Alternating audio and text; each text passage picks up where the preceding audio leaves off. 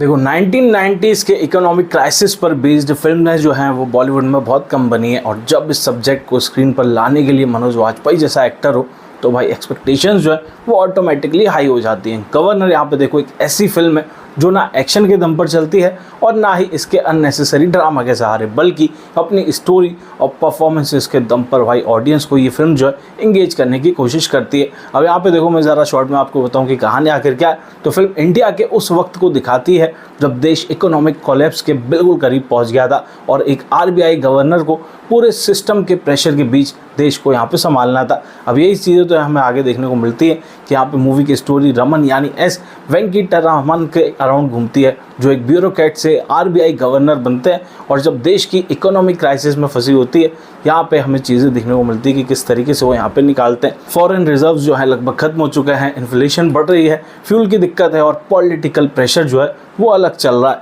ऐसे सिचुएशन में उनके सामने सबसे बड़ा चैलेंज जो होता है वो है देश को बैंकरप्सी से बचाना। स्टोरी का कॉन्सेप्ट ऑनेस्टली काफ़ी यूनिक लगता है, क्योंकि ये किसी गैंगस्टर कॉप या पॉलिटिशियन की कहानी नहीं बल्कि एक इकोनॉमिस्ट और एडमिनिस्ट्रेटर की बैटल को थ्रिलर स्टाइल में यहाँ पे दिखाता है। मुझे सबसे ज़्यादा इंप्रेस किया यहाँ पे भाई मनोज वाजपेयी ने। भाई बंदा स्क्रीन पर आता है तो कैरेक्टर जो है भाई रियल लगने लगता है। जिस तरीके से भाई उन्होंने अपने आप को ढाला है उस कैरेक्टर में, उन्होंने गवर्नर के रोल को हीरो जैसा नहीं बल्कि एक नॉर्मल इंसान की तरह प्ले किया, जो प्रेशर, फियर और रिस्पॉन्सिबिलिटी सब कुछ फील करता है। कई सीन्स में सिर्फ उनके एक्सप्रेशन ही भाई सिचुएशन की सीरियसनेस को यहाँ पे समझा देते हैं। आदा शर्मा भी देखने को मिलती हैं, जो कि देखेंगे तो रिपोर्टर के रोल में वो भी डिसेंट लगी, और जो बाकी सपोर्टिंग कास्ट है उन्होंने भी अच्छा काम किया। बाकी देखो डायरेक्शन की बात करूँ तो चिन्मय मांडलेकर ने सब्जेक्ट को काफ़ी मैच्योर तरीके से हैंडल किया। फिल्म में ओवर द टॉप पेट्रियोटिज्म या अननेसेसरी इमोशनल सीन्स थोपे नहीं गए, जो कि इस टाइप की फिल्मों में हम देखते हैं। यहाँ पे हाँ कुछ जगह पेसिंग जो है वो थोड़ी सी स्लो फील हो सकती है, स्पेशली उन व्यूअर्स के लिए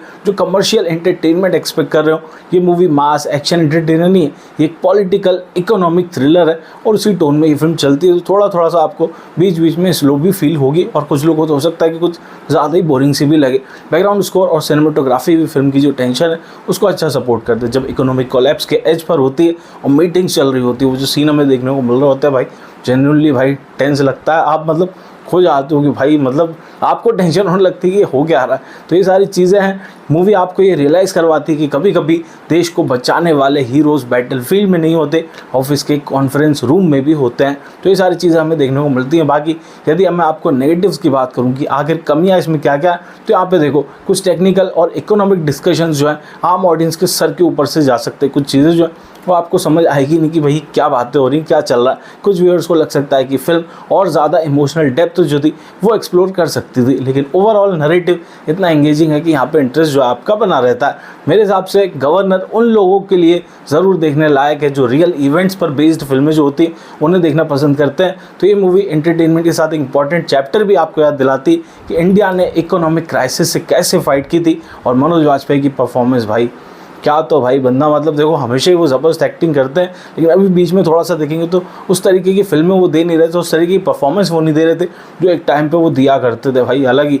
तो यहाँ पे मनोज वाजपेयी जो है वापस फुल फॉर्म में नज़र आ रहे हैं और भाई बिल्कुल परफेक्टली उन्होंने अपने कैरेक्टर को प्ले किया है। तो भाई मनोज वाजपेयी की वजह से फिल्म को मैं कहूँगा कि भाई पैसा वसूली फिल्म है, और मैं इस फिल्म को दूंगा 3.8 स्टार्स आउट ऑफ 5 स्टार्स। अगर आप कंटेंट ड्रिवन सिनेमा और मनोज वाजपेयी के फ़ैन हो तो गवर्नर को भाई मिस मत करना, क्योंकि मनोज वाजपेयी के फ़ैन हो तो फिर तो आपको पसंद आनी है। और यदि आपने देख ली फिल्म तो बताओ कैसी थी।